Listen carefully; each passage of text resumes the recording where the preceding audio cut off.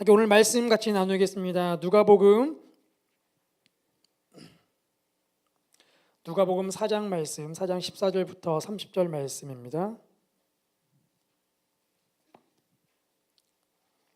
누가복음 4장 14절부터 30절까지 말씀, 저와 성도님도 한 절씩 교독하겠습니다.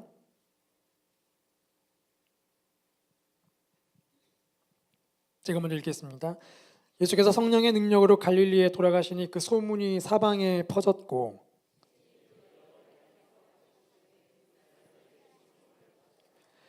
예수께서 그 자라나신 곳 나사렛에 이르사 안식일에 늘 하시던 대로 회당에 들어가사 성경을 읽으려고 서심해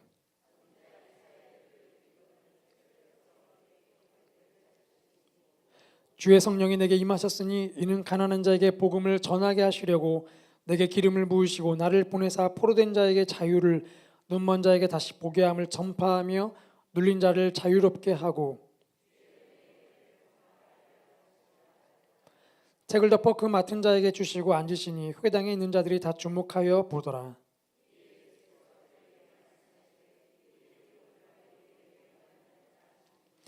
그들이 다 그를 증언하고 그 입으로 나오는 바 은혜로운 말을 놀랍게 여겨 이르되 이 사람이 요셉의 아들이 아니냐.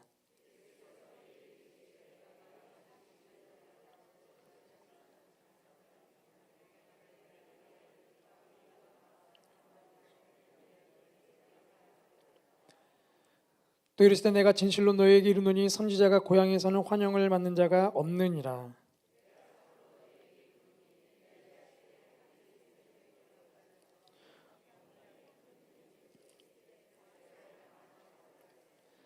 엘리야가 그중 한 사람에게도 보내심을 받지 않고 오직 시돈 땅에 있는 사렙다의 한 과부에게 뿐이었으며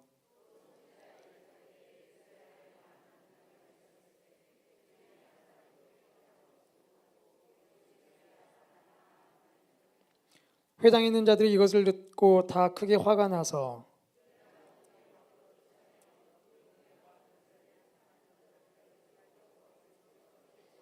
함께 읽겠습니다. 예수께서 그들 가운데로 지나서 가시니라. 아멘. 2019년 잘 시작하셨습니까? 네, 송구영신 예배를 통해서 저희가 또 예배 가운데에 하나님의 은혜를 사모하며 또 뒤에도 적혀있지만 하늘에서 응답하시리로다 놀라운 약속의 말씀을 저희가 붙잡고 2019년을 시작했습니다. 제가 이제 목양교회 와서 예배를 드리고 이렇게 사역을 하면서 종종 이제 여기 뭐 주일이든 수요일이든 금요일이든 종종 이렇게 강대상에서 말씀을 이렇게 전할 기회가 있지 않습니까? 근데 이제 이 말씀을 전할 기회가 있을 때에 몇 번 말씀 전하면서 하나님, 만약에 제가 이 강대상에서 말씀을 전할 기회가 있다면 어떤 말씀을 전하면 좋을까요? 라고 기도를 하다가 누가복음을 자세히 정독해야겠다는 마음이 들어서 누가복음을 읽기 시작했습니다. 근데 누가복음을 이렇게 정독을 하다 보니까 그 전에 뭐 큐티할 때도 이렇게 묵상을 했지만 큐티할 때도 묵상했던 그런 익숙한 구절들, 그런 은혜들도 있지만 정독을 하면서 보니까 이전에 또 못 봤던 말씀들이 계속 보이기 시작하는 겁니다. 그래서 제가 이렇게 은혜 구절 있으면 새롭게 다른 말씀 있으면 이렇게 노트에 적어놓고 나중에 이렇게 강대상에서 올라와 말씀을 전할 때가 있으면 이 말씀 나눠야겠다라고 이렇게 쭉 지금 체크를 하면서 지금 이제 6장째를 읽고 있거든요. 근데 제가 이 4장 말씀을 오늘 본문을 읽으면서 이렇게 작년 10월 달에 읽었을 때인데 10월 달 읽으면서 이 말씀은 새로운 해가 바뀌고 나면 신년에 이 말씀을 나눠야겠다라고 이렇게 제가 노트에 적어놨거든요. 그런데 본의 아니게 2019년 첫 번째 수요일 저녁에 이 말씀을 나누게 되었습니다. 그래서 설교를 하게 되는 순서가 돼서 잘 됐다 싶어가지고 적어놨던 노트를 다시 펼쳐놓고 이제 이 말씀을 다시 쭉 이제 정리를 했죠. 정리하면서도 다시 한번 제가 2018년과 19년 이 건너는 다리, 제가 이 말씀을 이렇게 적으면서 그런 기도했거든요. 하나님, 2018년과 19년을 건널 때에 그 다리를 건너게 되는데 건널 때 이 다리 위에서 이 말씀을 선포했으면 좋겠습니다. 그리고 제 영혼에게 제가 이 말씀을 선포했으면 좋겠습니다라고 기도했던 이 말씀, 제가 이 말씀 다시 준비하면서 다시 한번 또 묵상하는데 정말 이 말씀이 큰 감동으로 이렇게 다가오게 되었습니다. 오늘 이 말씀을 나누면서 하나님께서 새롭게 2019년 우리가 한 해를 시작했는데 이 한 해를 시작하면서 우리에게도 오늘 예수님이 하셨던 이 놀라운 말씀과 사람들의 반응, 그리고 하나님이 주님이 하셨던 이 약속의 말씀이 이루어지는 그 현장들이 오늘 우리 가운데도 2000년 전 그 역사가 지금 우리 가운데도 놀랍게 더 큰 은혜로 재현되어지고 임하기를 소망하고 축복합니다. 우리 같이 기도하겠습니다. 하나님, 감사합니다. 이 밤에 저희 안에 선한 마음을 주시고 또 우리가 이곳에 와 주님의 은혜를 구하며 말씀을 듣게 하시니 감사합니다. 주님의 말씀이 우리 가운데 선포되어지길 원하고 그 말씀이 우리의 심령, 우리 각자의 삶 가운데에 살아 역사하시는 그 말씀의 은혜를 온전히 우리가 누리기를 원하오니 성령 하나님 저희를 다스려 주시옵소서. 예수님 이름으로 기도합니다. 아멘. 누가복음을 보면 예수님의 동선이 늘 이렇게 자세하게 기록이 되어 있습니다. 세례요한, 오늘 본문도 보면 세례요한에게 세례를 받으시고 또 사단에게 시험을 받으시고 갈릴리로 오셔서 사역을 시작하시죠. 네, 이런 예수님의 동선이 다른 복음서에도 똑같이 기록되어 있지만 다른 복음서와는 다른 차이점들이 있습니다. 그 차이점, 바로 성령과 관련된 문구들이 등장한다는 것이죠. 보통 이제 오늘 본문을 보면 예수님께서 갈릴리에서 오늘 큐티 말씀, 어제 큐티 말씀 나오지만 예수님께서 갈릴리에 계시다가 세례를 받으러 가십니다. 그리고 세례를 받으시고 다시 갈릴리로 돌아오시죠. 나사렛은 예수님이 사셨던 고향이죠. 요셉이 아버지가 살았던 고향이기도 하고 또 예수님이 어릴 때 살았던 고향이기도 합니다. 그래서 예수님의 고향이기 때문에 익숙한 곳이죠. 그래서 예수님께서 왜 갈릴리로 가셔서 첫 사역을 시작했는가, 왜 나사렛으로 가서 첫 사역을 시작했는가, 이런 얘기를 나눌 때 흔히들 예수님에게는 익숙한 곳이기 때문에, 자랐던 곳이기 때문에 익숙한 곳이어서 가셨을 거라고 말들을 합니다. 물론 그러실 수 있죠. 보통 교회를 개척할 때도 보면 우리가 뭐 사업할 때도 마찬가지지 않습니까? 익숙한 곳에 가서 개척을 하죠. 나의 익숙한 지리, 익숙한 그런 문화적 환경, 그래서 그곳에서 교회를 개척합니다. 그런 마음의 심적 부담이 조금은 덜하죠. 익숙한 사람들이 있기 때문에 만나서 교제하고 또 전도하기가 익숙합니다. 그래서 익숙한 곳, 자신이 사역했던 지역들 중에 하나를 선택해서 교회를 개척하는 경우들이 흔하죠. 하지만 예수님에게서는 그보다는 더 분명한 이유를 발견하게 됩니다. 그것은 바로 성령님 때문이죠. 오늘 본문도 보면 이 4장 1절에 예수님께서 성령의 충만함을 입어 요단강에서 돌아오셨다. 세례를 받을 때에 성령님이 비둘기 형상으로 임하셨습니다. 성령의 충만함을 이겼죠. 성령의 충만함으로 세례를 받았고 그 충만함으로 인해서 성령에 이끌려 또 광야로 갇혀서 사단에게 시험을 받으시죠. 또 시험이 끝난 다음에 오늘 읽은 본문 14절 보면 예수께서 성령의 능력으로 갈릴리에 돌아가시니 또 성령의 이끌림을 받아서 갈릴리로 돌아오셨습니다. 익숙한 공간이기 때문에 오셨게 됐지만 분명한 건 예수님의 삶에 늘 성령 하나님이 인도하시는 삶이 있었죠. 우연히 갔던 곳이길 수 있지만 분명한 건 성령님이 늘 예수님과 함께 계셨다는 것입니다. 하나님 아버지의 계획함 가운데에 성령 하나님의 인도하심으로 성자 하나님인 예수님이 복음을 전하는 사역, 삼위일체 하나님이 함께 이 사역들을 감당하시죠. 올해 2019년 우리의 삶에도 이 삼위 하나님, 하나님 아버지, 성자 하나님 예수님, 성령 하나님, 이 삼위 하나님이 우리 삶 가운데에 역사하시고 우리가 그 역사하신 가운데에 하루하루 삶이 그려지기를 축복합니다. 우리 옆에 있는 분들에게 축복하겠습니다. 성령 충만하십시오. 성령의 능력으로 살아가십시오. 오늘 본문을 보면 우리가 세 가지의 장면들을 발견하게 됩니다. 이 세 가지 장면들은 익숙함과 관련된 장면들이죠. 우리 첫 번째 장면, 우리 16절부터 17절 말씀을 같이 읽겠습니다. 시작. 예수께서 그 자라나신 곳 나사렛에 이르사 안식일에 늘 하시던 대로 회당에 들어가사 성경을 읽으려고 서심해 선지자 이사야의 글을 들이거늘 책을 펴서 이렇게 기록된 들을 찾으시니 곧. 네, 오늘 이 두 구절을 보면 예수님에게 익숙한 삶의 모습이 나오죠. 바로 안식일에 늘 하시던 대로 회당에 들어가셨다고 기록했습니다. 늘 하시던 대로, 익숙함이죠. 첫 번째로 이 장면에서 볼 수 있는 건 우리에게는 익숙해져야 할 습관이 있다는 것입니다. 이 회당이라는 곳은 유대민족이 바벨론 포로 생활을 할 때에 생겨났죠. 성전이 무너졌습니다. 더 이상 예배를 드릴 공간이 없죠. 그리고 이미 또한 지역도 예루살렘에서 저 멀리 바벨론 땅으로 끌려왔기 때문에 예배를 드릴 성전도 없습니다. 그래서 유대인들은 모임 장소를, 회당이라는 모임 장소를 만들죠. 그리고 이제 포로기 이후에도 돌아와서도 유대인들이 10명 이상 모인 곳이면 그 회당을 만듭니다. 회당에서 안식일을 지키라는 하나님의 명령을 지키기 위해서 그곳에 모이죠. 그리고 하나님의 율법을 듣고 그 율법대로 가르침을 받고 살아갑니다. 또 회당은 일종의 교육기관이기도 하고 또 도서관이기도 하죠. 그래도 이렇게 미국에 가보면 이 유대인 회당에 보면 유대인 자녀들을 그곳에 불러서 안식일마다 교육을 시키죠. 세상에 수많은 도서관이 있지만 하나님의 율법을 제대로 배울 수 있는 곳은 바로 이 회당입니다. 이 회당에서 드려지는 예배를 보면 처음에 다 모이면 쉐마를 낭독하죠. 신명기 6장 4장 6절 말씀. 이스라엘 하나님 여호와의 말씀을 들어라. 우리 하나님의 유일한 하나님, 이 쉐마를 낭독을 합니다. 그리고 18개의 기도문을 쭉 읽어 내려가죠. 그 기도문이 끝나고 나면 예언서의 말씀을 또 낭송합니다. 그리고 이 말씀에 익숙하고 잘 아는 율법관이나 서기관들 또는 익숙한 성인이라면 누구나 이 말씀을 나누죠. 이렇게 쉐마를 낭송하고 18개 기도문을 쭉 읽고 그리고 예언서를 읽는 이 과정. 근데 이제 예수님이 오시고 나서부터 이 18개 기도문 중에 내용이 바뀌기 시작하죠. 요한복음 9장도 보면 날때부터 맹인된 사람을 예수님이 고치십니다. 그리고 그 사람이 예수님이 놀라운 분이라는 걸 막 증거하고 다니죠. 그래서 그 당시 회당에 법이 생겼습니다. 예수를 그리스도로 신하면 출교당하죠.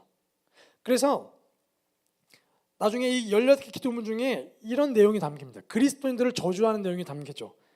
변절자들에게는 희망이 없게 하시고 나사렛 사람들이 속히 멸망하게 하시고, 나사렛 사람들이 예수 믿는 사람을 뜻하죠. 나사렛 사람들이 속히 멸망하게 하시고 이들을 생명책에서 지워주시고, 이런 기도문이 이제 예수님 이후로 추가가 됩니다. 그래서 회당에 모인 사람들이 이 기도문을 읽으면서 예수 믿는 사람, 나사렛 사람들, 그리스도인들을 더욱더 경멸하고 저주하죠. 이 포로기 이후에도 이렇게 회당의 문화가 있으면서 안식일 되면 모여서 이곳에서 예배하고 하나님 말씀을 배우는 삶. 모든 남자 회원들에게는 성경을 읽을 수 있고 설교할 수 있는 권리가 주어졌던 이 회당의 문화. 그래서 예수님도 동일하게 유대인이기 때문에 그 성경을 읽을 수 있는 권리와 설교할 수 있는 권리가 주어졌죠. 근데 아마도 이 갈릴리에 돌아가셨는데 예수님께서 늘 하시는 대로 회당에 가시니까 그 선지자 이사야의 글을 드렸다. 거기 회당을 보면 회당장이 있고 그 성경의 말씀이 기록되어 있는 토라를 관리하는 사람들이 있습니다. 그 관리하는 사람들이 그날 해당되는 토라를 이렇게 펼쳐서 이렇게 올려놓죠. 그러면 그날 설교를 할 사람들이 올라와서 그 말씀을 읽고 설교를 하거든요. 그래서 그날도 아마 예수님께서 이사야 말씀을 찾으신 게 아니라 아마 그날 읽을 본문이 이사야서였던 것 같아요. 그래서 그 맡은 사람이 올라와서 토라를 펼쳐놓죠. 이사야서 말씀 펼쳐놨습니다. 그리고 예수님이 올라와서 이제 그 말씀을 읽으신 것이죠. 예수님은 안식일이 되면 회당에 가는 것이 늘 습관화되어 있었습니다. 예수님은 바리새인들, 위선적인 바리새인들을 경멸했지만, 미워했지만 회당의 문화를 경멸하거나 미워하지는 않으셨죠. 예수님은 그 전통을 따라 사셨습니다. 왜냐하면 그 안에서는 하나님의 율법을 배우는 곳이기 때문이죠. 습관에 대해 사전을 찾아보면 이렇게 나와 있었습니다. 어떤 행동을 오랫동안 되풀이하는 과정에서 저절로 익혀진 행동 양식, 어떤 행동을 계속 반복하다 보니까 그것이 나의 삶이 되어버린 것이죠. 근데 이 습관에는 좋은 습관도 있고 나쁜 습관도 있습니다. 우리 역사에 보면 김유신 장군의 일화 중에 유명한 습관이 있지 않습니까? 이 김유신 장군이 천관이라는 여자에 빠져서, 기생에 빠져서 술집을 들락날락하죠. 근데 어느 어머님에게서 심한 꾸중을 듣습니다. 장차 큰일 날 사람이 그렇게 기생집에 들락날락하면 그게 무슨 꼴이 되겠느냐. 그래서 그날 심하게 혼나고 나서 다시는 그곳에 가지 않겠다라고 약속을 하죠. 근데 어느 날 술에 취했습니다. 말에 탔는데 그 말이 턱턱턱 김유신 장군을 태우고 어딘가로 가죠. 그리고 김 장군이 이제 정신을 차려서 보니까 그 기생의 집에 도착해 있는 겁니다. 자기는 분명히 가지 않기로 했는데 말이 끌고 왔기 때문에 그 순간 내려서 말의 목을 베버리지 않습니까? 그렇게 아꼈던 에마인데도 불구하고 에마를 죽인다는 것은, 사랑하는 말을 죽인 것은 그만큼 자신의 습관을 잘라내기 위해서, 없애기 위해서 얼마나 처절하게 몸부림쳤는가를 볼 수가 있습니다. 저희의 삶 가운데도 혹시 이렇게 끊어내야 할 습관이 있지는 않습니까? 말의 습관, 자기가 언어를 말을 할 때 막 쉽게 비난하고 정죄하고 미워하는 말들이 있죠. 또 행동의 습관들도 있습니다. 똑같이 손가락질하고 정죄하고 때리기도 하고, 저희는 뭐 다 큰 성인이니까 훔칠 일은 별로 없겠지만 훔치는 일들도 있고 행동의 습관들이 있죠. 또 우리 교회 공동체, 교회가 주님의 몸된 공동체이지만 얼마나 우리가 말로 상처를 많이 받습니까? 때로는 생각하지 못하고 깊게 생각하지 못한 채 던졌던 말들이 결국은 돌고 돌아 또 누군가에겐 또 상처가 되죠. 이렇게 우리 안에 고쳐져야 할 습관들이 있습니다. 이 습관이 습관으로만 남으면 그나마 괜찮지만 이게 이제 중독이 되면 인생의 파멸이 되기 시작하죠. 올해 2019년을 시작하면서 저희 안에 끊어져야 할 습관들을 저희가 발견할 수 있기를, 그리고 그 습관들을 끊어낼 수 있는 결단과 또 끊어져가는 놀라운 은혜가 저희 가운데 있기를 축복합니다. 하지만 또 예수님처럼 거룩한 습관이 있죠. 우리가 가져야 할 거룩한 습관들이 있습니다. 매주 교회에 나오는 습관, 주일이나 수요일 밤, 금요일 되면 교회에 나오는 습관, 또 새벽 되면 자연스럽게 눈이 떠져서 교회에 나오는 습관들이 있죠. 물론 모태신앙이신 분들은 자연스럽게 교회 나가는 게 익숙합니다. 교회 안 가면 막 찝찝하고 뭔가 몸이 이상하고 생각도 이상해져서 그런 찝찝함 때문에 교회 나오기도 하시지만, 이런 거룩한 습관들은 분명히 좋은 습관이죠. 습관으로 이곳에 나온다 할지라도 주님의 은혜가 있는 곳에 우리의 몸이 와 있기 때문에 그 은혜 가운데 조금이라도 젖어들 수 있는 기회들이 있기 때문입니다. 올해 우리의 삶 가운데에 그런 예배하는 습관, 또 큐티하는 습관, 또 새벽 기도하는 습관, 또 축복의 말을 해주는 습관, 그리고 또 기도와 남을 도와주는 이런 거룩한 습관들이 우리 가운데에 습관이 되고 거룩한 중독들이 되기를 소망하고 축복합니다. 우리 옆에 있는 분들 얼굴을 바라보시면서 이렇게 고백하시겠습니다. 참 아름다우십니다. 예, 웃지 마시고요. 정말 참 아름답습니다. 인정하기 어려우신 분들은 눈을 감고 말씀하셔도 괜찮습니다. 참 아름다우십니다. 네. 이렇게 우리가 예수님의 거룩한 습관처럼 우리에게는 익숙해져야 할 거룩한 습관들이 있죠. 우리가 또한 두 번째 장면을 보게 됩니다. 그것은 바로 익숙해지면 새로운 것이 보이지 않는 안타까운 장면입니다. 우리 함께 21절부터 24절 말씀을 같이 읽겠습니다. 시작. 이에 예수께서 그들에게 말씀하시되 그들이 다 그를 증언하고 그 입으로 나오는 바 은혜로운 말을 놀랍게 여겨 이르되 이 사람이 요셉의 아들이 아니냐. 예수께서 그들에게 이르시되 너희가 반드시 의사야 너 자신을 고치라는 속담을 인용하여 내게 말하기를 우리가 들은 바 가버나움에서 행한 일을 내 고향 여기서도 행하라 하리라. 또 이르시되 너희에게 이르노니 선지자가 고향에서는 환영을 받는 자가 없느니라. 오늘 우리가 읽은 본문을 보면 익숙해지면 새로움이 보이지 않는 안타까운 상황들이 나타나고 있습니다. 예수님께서 고향으로 가셨죠. 얼마나 반갑겠습니까? 저희가 명절이 되면 고향으로 방문하지 않습니까? 고향에 익숙한 고속도로를 가면서 국도를 빠져나와서 우리 익숙한 그 고향길이 보이기 시작하면 막 마음이 행복해지죠. 곧 만날 가족도 생각하면 너무나 행복합니다. 또 오랫동안 못 만났던 친구를 만날 생각을 하면 너무나 행복하죠. 그리고 드디어 그 집에 도착하게 되면 벌써부터 마음이 풍성해지죠. 이것이 고향이 우리에게 주는 즐거움입니다. 예수님도 아마 다시 고향으로 얼마 40일, 적어도 40일 이상을 고향을 떠나 계셨다가 다시 고향으로 돌아가셨기 때문에 얼마나 그 고향이 또 반갑겠습니까? 익숙한 길을 가면서 또 익숙했던 사람들을 만나셨겠죠. 또 예수님을 익숙하게 아는 사람들이 예수님을 보면서 막 이름을 불렀겠죠. 아, 예수야, 뭐 반갑다. 얼마나 그 반가운 장면들이 있었겠습니까? 그런데 안타까운 건 이 예수님이 하시는 사역에 대한 그들의 반응이었죠. 우리가 중간에 넘었지만 중간에 보면 예수님께서 이사야 말씀을 읽으시죠. 그리고 이 말씀을 회당에 늘 하던 예배처럼 율법을 말씀을 예언서 말씀을 읽으시고 그 말씀에 대해서 설교를 하십니다. 아마 그 설교 내용이 본문에는 기록되어 있지는 않지만 우리가 읽은 22절 말씀 보면 그들이 다 그 회당에 있던 그 고향 사람들이 모두 다 그를 바라보면서 야, 놀랍다. 어떻게 이런 은혜로운 말을 놀랍게 하는가. 아마도 그 당시 예수님께서 이미 갈릴리에서 우리가 읽은 15절 말씀도 보면 친히 그 여러 회당에서 가르치심에 뭇사람에게 칭송을 받더라. 이 뭇사람에게 칭송을 받더라가 원어로 보면 모든 사람들에게 영광을 받았다라고 기록되어 있습니다. 회당에서 가르치는 그 말씀들이, 설교하는 말씀들이 얼마나 놀라웠는지 모든 사람들이 그 예수님께 영광을 올려드렸다. 이 영광 단어는 하나님께만 쓰이는 단어인데 그 단어를 예수님에게 썼다는 그 정도로 놀라운 말씀이었다는 것이죠. 그리고 그 소문은 이미 고향에도 퍼져 있었기 때문에 또다시 그들이 들으면서 정말 놀랐다. 정말 어떤 이런 놀라운 설교를 할 수 있을까? 우리가 흔히 가르치는 서기관들, 율법사들과는 차원이 다른 놀라운 말씀이다. 그들은 그 말씀에 놀랍다고 반응을 했습니다.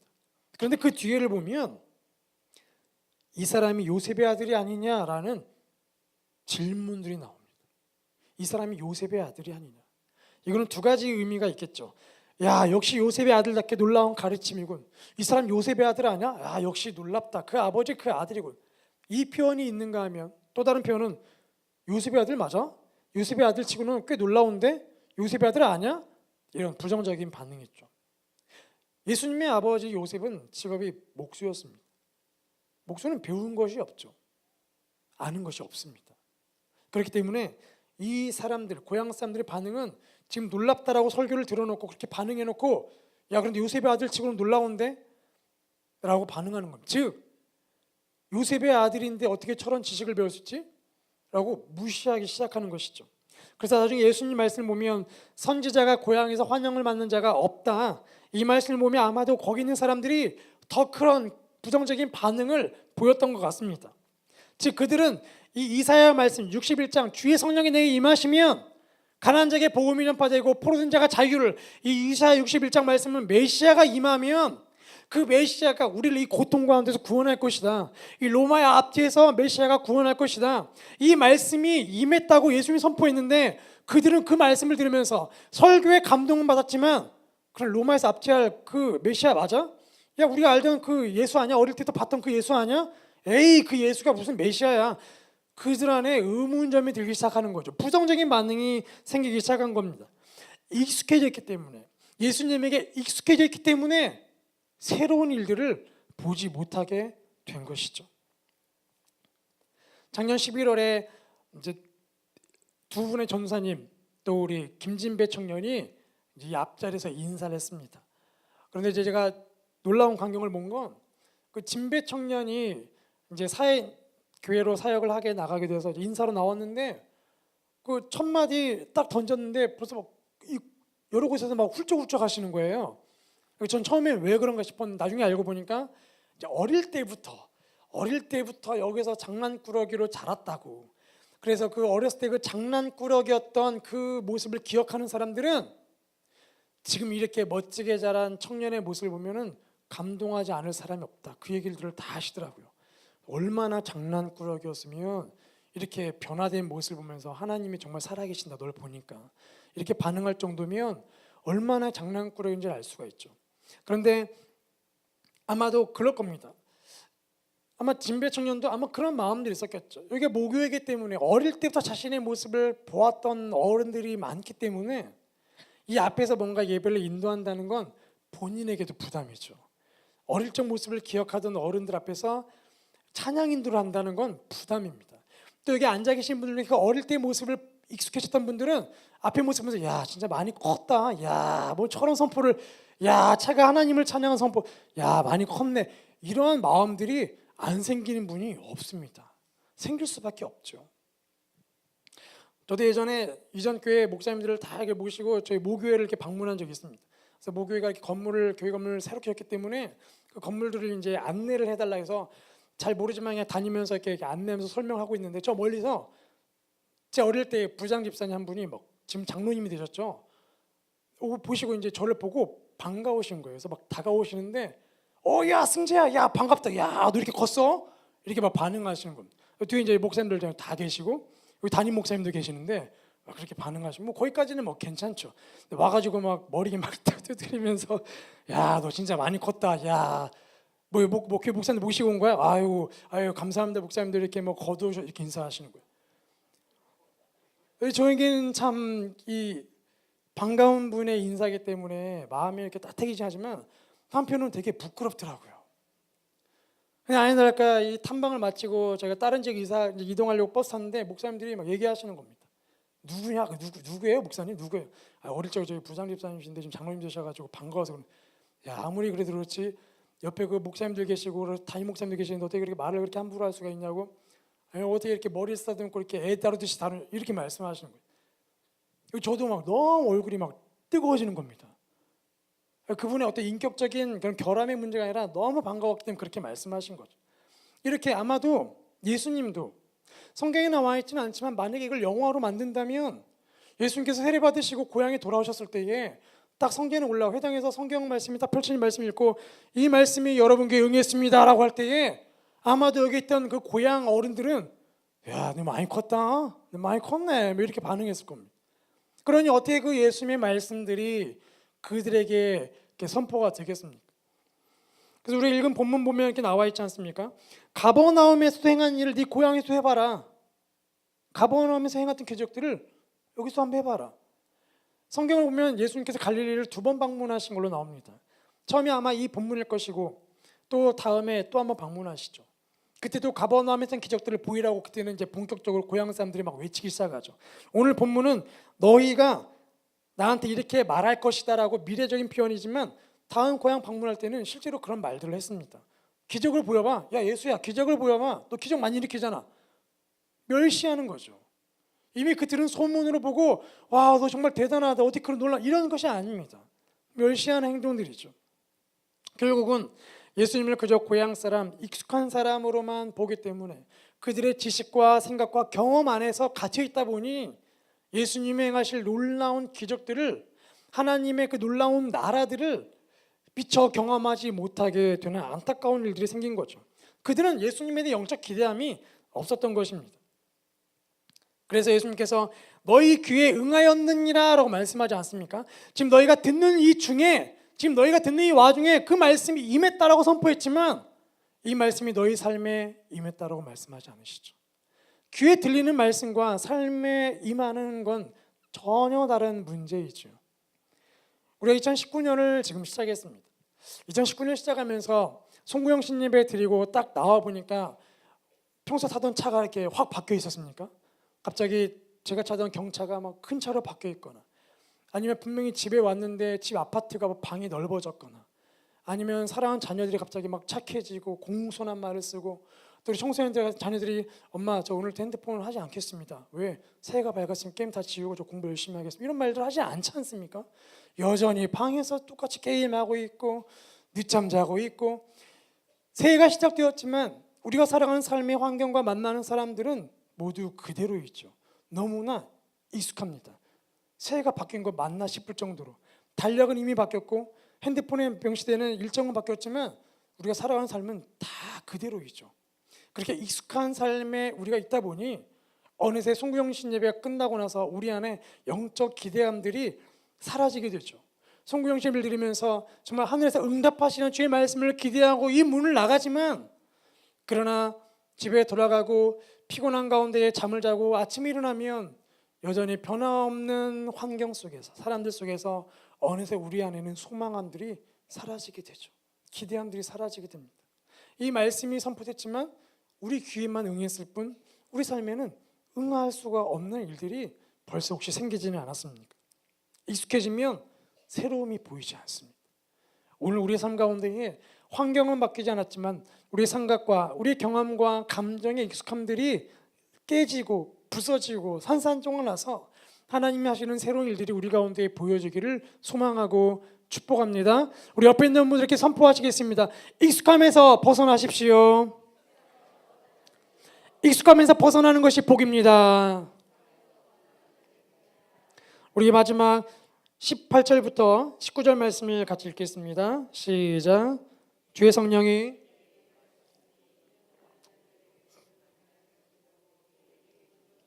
나를 보내사 포로된 자에게 자유를 눈먼 자에게 다시 보게 함을 전파하며 눌린 자를 자유롭게 하고 주의 은혜를 전파하게 하려 하심이라 하였더라. 아멘. 우리 세 번째 장면은 익숙함에서 벗어나면 새로운 일들이 보인다는 것이죠. 보통 우리가 익숙함에서 벗어나기 위해 많은 분들이 해보는 방법이 있는데 바로 여행입니다. 익숙한 공간을 떠나서 여행을 전혀 새로운 공간으로 이렇게 가보죠. 새로운 공간을 가면 안 보이던 것들이 보이고 생각도 새롭게 바뀌게 되면서 이전에 생각하지 못했던 것들이 막 떠오르죠. 그래서 연말 되면 많은 분들이 여행을 떠나는 이유가 연말에 그 낭만도 있지만 새로운 공간에서 새해를 시작하고 돌아오고 싶어서 그런 경우도 많죠. 하지만 여행을 갔다 오면 새롭게 되긴 하지만 또다시 우리가 돌아온 공간은 똑같은 공간이기 때문에 그 익숙함, 그 새로움은 오래가지가 않습니다. 근데 오늘 본문을 보면 우리 안에 익숙한 공간에서 우리가 살아가지만 그러나 새로운 일이 일어나게 되는 놀라운 열쇠가 숨겨져 있죠. 바로 주님의 성령이 내가 임하시면, 주님의 성령이 내게 임하시면 우리가 똑같은 여전히 작년과 며칠 전, 작년이라기 너무 멀고 3일 전 삶과 똑같은 환경에 우리가 있지만 주님의 성령이 우리에게 임하시면 그 똑같은 익숙한 환경에서 전혀 새로운 일들이 보이기 시작합니다. 오늘 읽은 이사야 61장 1절 이하의 구절들, 주의 성령이 임하면 일어나는 놀라운 일들은 하나님께서 이사야를 통하여 예언하신 내용들입니다. 남유다가 지금 멸망의 위기 가운데 있는 강한 군대 앞에서 위기 가운데 있는 상황 속에서 아수르라는 강대국 앞에서 처절하게 무너질 수밖에 없는 이 약소국의 이 안타까움, 그 앞에서 하나님이 선포하시죠. 주의 성령이, 주의 영이 내게 임하시면 이런 놀라운 일들이 일어나게 될 것이다. 그래서 유대인들은 이 구절을 읽으면서 이 구절을 이렇게 받아들입니다. 그래, 주의 영이 임하시면, 주의 약속하신 메시아가 오시면 이 로마의 압제에서 압제당하고 있는 우리를, 포로된 우리를 자유케 하실 것이다. 그래서 메시아를 간절히 사모하며 기다리는 구절들이죠. 그래서 아마 그 땅에 있던, 그 당시 있던 갈릴리 사람들도 그 메시아를 상상하면서 그 말씀을 들었을 것입니다. 그리고 설교를 들었겠죠. 그런데 갑자기 예수님이 이 말씀이 오늘 너희 귀에 응했다고 말씀하니까 네가 메시아라고 의아해 반응했던 것이죠. 그런데 이 말씀은 실제로 그때에, 그 당시에 이루어졌습니다. 가난한 자들에게 복음이 전파됐죠. 심령이 가난한 자들, 영적으로 가난한 자들에게 주의 복음이 전해지고 하나님 나라가 전해지면서 그들의 심령이 풍성함을 누리게 되었습니다. 행복을 누리게 되었고 하나님 나라를 경험하면서 그들 안에 기쁨이 임하게 되었죠. 그리고 포로된 자들에게 자유를 선포하셨죠. 죄와 사단에게 포로된 자들, 죄를 해결하지 못했던 자들, 저주에 얽매였던 자들, 귀신에게 사로잡혔던 그들에게 자유가 선포되었고 실제로 자유케 된 일들이 있었습니다.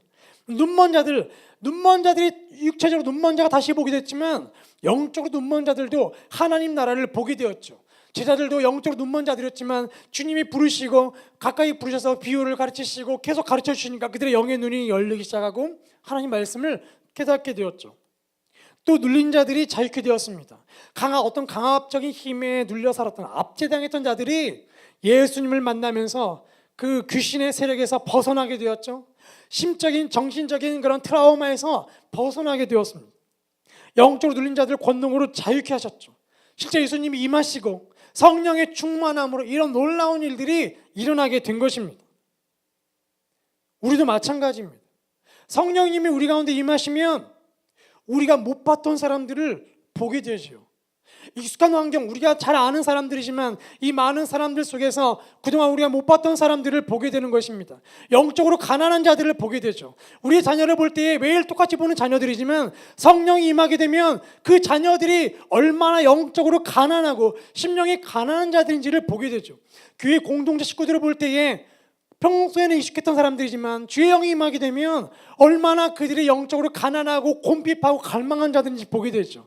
우리가 뒤에서 이렇게 안내를 하지 않습니까? 안내를 할 때 늘 익숙한 사람들이죠. 이 시간 되면 늘 오시는 분들, 앞에서 보면 늘 앉는 분들이 그 자리에 앉으시는데 익숙한 사람들을 우리가 만나지만 주의 성령이 임하게 되면 그들 안에 영적인 갈망과 가난함들을 우리가 보게 된다는 것입니다. 그래서 못 봤던 사람들을 보게 된다는 것이죠.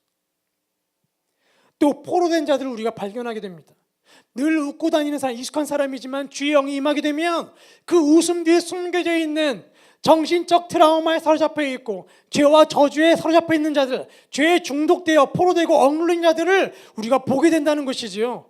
정말 저 영혼이 주 앞에서 자유를 경험해야 할 자들이구나.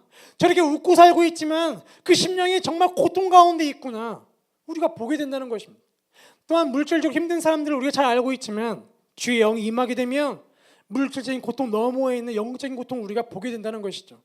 이렇게 주의 성령이 임하면 익숙한 환경 가운데서 새로운 일들이 보이기 시작하는 것입니다. 그리고 이게 못 봤던 사람들 보게 되면 또다시 우리가 그동안 하지 않았던 그러나 해야 할 일들이 보이기 시작하는 것이죠. 가난한 자 볼 때마다, 영적으로 가난한 자를 볼 때마다 그들에게 복음을 어떻게 전할 것인가, 주의 말씀을 어떻게 전할 것인가 우리가 보게 되는 것이죠. 우리가 큐티 모임을 하지 않습니까? 주의 말씀을 나누지요. 그러나 주의 성령이 임하게 되면 그 큐티의 본문의 말씀들이 전혀 새롭게 보이기 시작합니다. 그 말씀들이 꿈틀거리기 시작하죠. 내 영혼의 깊이 박히게 됩니다. 내 영혼이 변하기 시작하면 큐티 모임에 있는 다른 사람의 나눔을 들을 때 그 사람의 영적 공고함을 보게 되고, 어떻게 내가 말씀을 돕고 어떻게 기도를 해야 할지 기도 제목을 묻게 되고, 그 사람을 위해 작정하며 기도하게 되는 놀라운 영적 변화들이 우리 가운데 생기게 되는 것이죠. 또 우리 입술에 이 담대함이 생겨서 주의 말씀으로 권면하기 시작하고, 자매님 주의 말씀이 보니까 이런 말씀이 있더라고요. 하늘에서 응답하시겠대요. 기도합시다. 기도해야 돼요. 기도 안 하면 이거 해결할 수 없습니다. 평소에 안 하던 말들을 갑자기 하게 됩니다. 또 주의 영이 임하게 되면 주님의 은혜를 전파하게 되죠. 그전에는 잘 될 겁니다. 잘 될 거예요. 잘 될 겁니다. 잘 될 거예요. 그냥 긍정적인 말을 많이 했다 할지라도 주의 영이 임하게 되면 주님의 은혜가 임합니다. 주님의 자유가 바로 임하는 때입니다. 성경에 보면 그 때라는 단어가 보통 두 가지가 등장하죠. 크로노스라는 인간의 때가 등장합니다. 이거는 물리적 시간, 착착 흘러가는 시간이죠. 카이로스라는 때가 또 등장합니다. 이거는 하나님이 작정하신 때이죠. 또한 오늘 본문 또 성경에 등장하는 때라는 단어가 등장하는데 그것이 바로 플레르라는 단어입니다. 이 단어는 마치 우리가 밥을 지을 때에 압력밥솥에 밥을 짓고 때가 되면 압력밥솥이 움직이지 않습니까? 밥이 다 됐다고 신호를 보내는 거죠. 바로 이런 단어입니다. 뭔가 준비를 하고 있는 그것이 다 준비가 되어서 이제 뚜껑을 열면 되는 그 때를 가리키는 단어가 플레라는 단어인데, 바로 그 단어가 예수님의 때가 찼고 비로소 이르시되 회개하라 정 가까웠느니라, 바로 그 단어 때. 그리고 오늘 본문에 보면 이 말씀이 너희의 귀에 응하였느니라 할 때에 이 말씀이 너희의 귀에, 오늘 너희의 귀에, 이 오늘이라는 단어가 바로 그 단어입니다. 하나님이 그동안 준비했던 이 약속이 꽉 차서 오늘 드디어 임하게 되었다. 우리가 주의 영이 임하게 되면 주님이 약속하신 그 약속이 기한이 차가지고 뚜껑이 열린 때가 임하게 됩니다. 우리가 주의 성령이 임하지 않으면 그때를 놓치게 되죠. 그러나 주의 영이 임하게 되면 그때를 우리가 발견하게 되고 그때에 반응하게 되고, 그전에 하지 않았던 사역들과 기도들이 우리 입술 가운데 쏟아져 나오게 되는 것이죠. 그리고 누군가의 기도 제목을 들었을 때에 주의 영이 임하게 되면 그 기도 제목이 곧 이루어질 거라고 우리가 입술로 또 선포하게 되는, 주님의 은혜를 전파하는 놀라운 일들이 일어나게 된다는 것입니다. 왜 이런 일이 일어나게 될까요? 왜 이런 사람들이 보이게 될까요? 주의 영이 임하게 되면 우리의 눈이 하나님의 눈으로 바뀌게 되고, 우리의 마음이 하나님의 마음이 있는 곳을 향하게 되고, 우리의 귀가 하나님의 귀가 되어서 하나님이 귀를 기울이시는 그 백성들을 향하여 우리도 귀를 기울이게 되기 때문입니다. 그래서 주의 영이 임하게 되면 익숙한 우리의 삶 가운데서 이전에 보지 못한 새로운 일들이 보이기 시작하는 것이죠.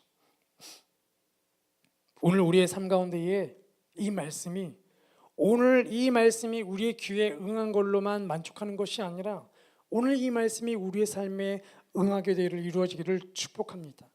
2019년 시작한 지 우리가 1월 2일 비록 이틀밖에 지나지 않았지만, 하나님, 내가 살아간 삶의 환경은 정말 익숙하고 변화된 거 하나도 없지만, 갑작스럽게 내 남편이 승진하거나 내 자녀가 영적으로 갑자기 생각이 변화된 것은 없지만, 나조차도 어떤 뚜렷한 변화가 없어 보인다 할지라도 주님의 영이 내게 이 시간 임하면 내 익숙한 삶 가운데에 하나님이 일하시는 새로운 일들이 일어나게 될 것입니다. 내가 못 봤던 사람들을 보게 될 것이고, 내가 하지 않았던 놀라운 사역들을 보게 될 것이고, 내가 그 일들을 감당하게 될 것입니다. 주님, 이 말씀이 오늘 내 삶에 이루어지기를 소망합니다. 우리 함께 이 시간 그 말씀이 은혜를 또한 소망하고 이루어지기를 함께 기도하겠습니다. 우리 함께 찬양 같이 하겠습니다. 이곳에 임하신 하나님 나라, 가난한 마음으로 바라보리라. 먼저 그 나라와 그 뜻 구하고